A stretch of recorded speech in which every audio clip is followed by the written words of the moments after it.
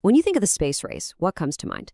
The moon, right? Neil Armstrong, the Apollo missions. But what if I told you that while the whole world was watching America, the Soviet Union was fighting a completely different war, a secret war, on a front that was far more mysterious and, frankly, terrifying? For the United States, yeah, the goal was clear. It was iconic. You could literally look up and see it in the night sky. President Kennedy made that famous promise, right?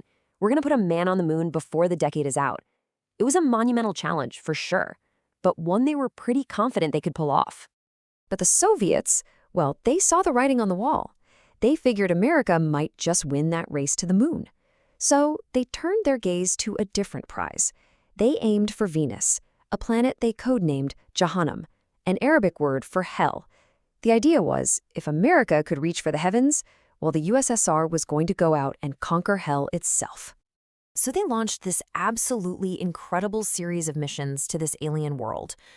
But the terrifying secrets they uncovered, the literal hellscape they confirmed, it raises a chilling question about why, even with all of our amazing technology today, they've never returned.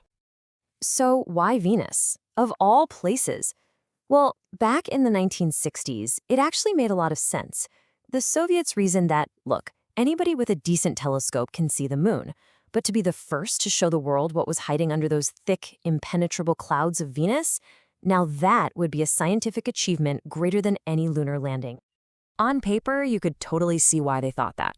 Venus was like Earth's twin, roughly the same size, a similar distance from the sun, but there was one massive, glaring difference. Its surface was completely hidden.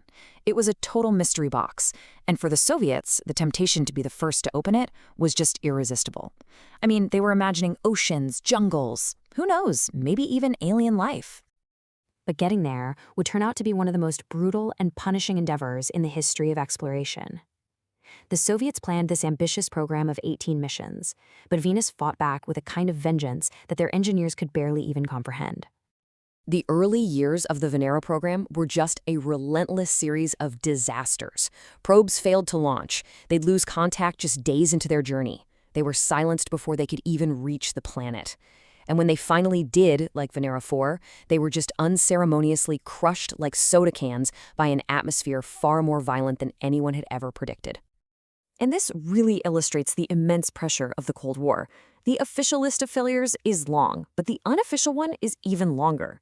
You see, the Soviets conducted all these secret launches that failed so catastrophically they were never even given a name or acknowledged to the public. They became known as ghost missions, a wild testament to the high stakes and secrecy of the time. So after years of just failure, the Soviets changed tactics. They built Venera 7. This probe wasn't designed for delicate science. It was designed to be a tank. Its one and only mission objective was simple: survive the landing. But even this tank nearly failed. During its descent, the parachute ripped. It slammed into the surface at high speed, tumbled, and came to rest upside down, its main antenna uselessly pointing into the Venusian soil. It was a disaster. But against all odds, Russian scientists on Earth managed to pick up this faint, weak signal from its secondary antenna. For 23 agonizing minutes, Venera 7 clung to life. And in those 23 minutes, it became the first man-made object to land on another planet and send back data. And the data it sent back, well, it painted a picture so terrifying, it sent shockwaves through the entire scientific community. The first piece of data was the temperature, an unbelievable 465 degrees Celsius, or 869 degrees Fahrenheit. To put that in perspective, that's more than twice as hot as a standard kitchen oven on its highest setting. It's hot enough to melt lead. Then came the pressure. The atmosphere was 90 times thicker than Earth's. The crushing force was the same as being 1 kilometer, or over half a mile, deep in our own ocean. No wonder the earlier probes were completely destroyed. And what's really interesting is how they discovered the winds. As the probe was falling, scientists noticed a slight shift in its radio frequency, the Doppler effect. This told them something was pushing the probe sideways. They calculated the wind speed at a staggering 360 kilometers per hour, faster than any Category 5 hurricane on Earth. So now that they knew what it took to survive, the Soviets moved to the next phase. They wanted to see it. They equipped the next series of landers with something everyone had been waiting for: cameras.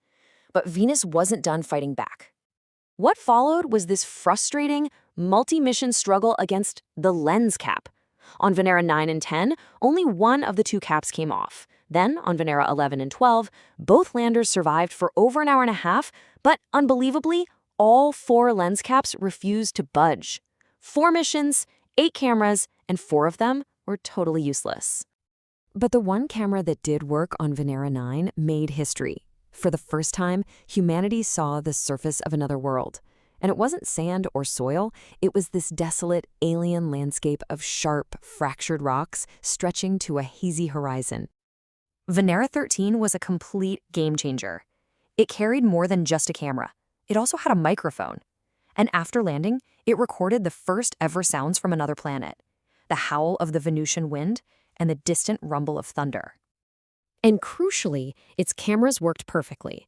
Venera 13 sent back the first color images of Venus, revealing a world bathed in an eerie orange light under a thick, oppressive sky, with brownish volcanic rock underfoot. This was our first true glimpse of the colors of hell. So after the incredible successes of the landers, the Soviets initiated the final phase of their war on Venus. Instead of trying to survive on the surface, they decided to map it completely from above.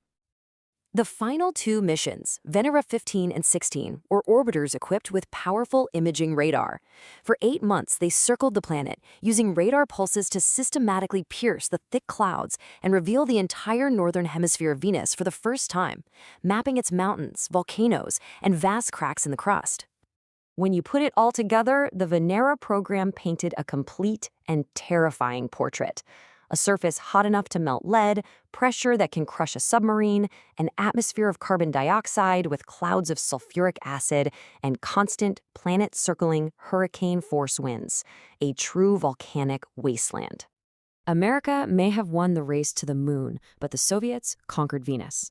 Their relentless 18-mission program unveiled the secrets of an entire world.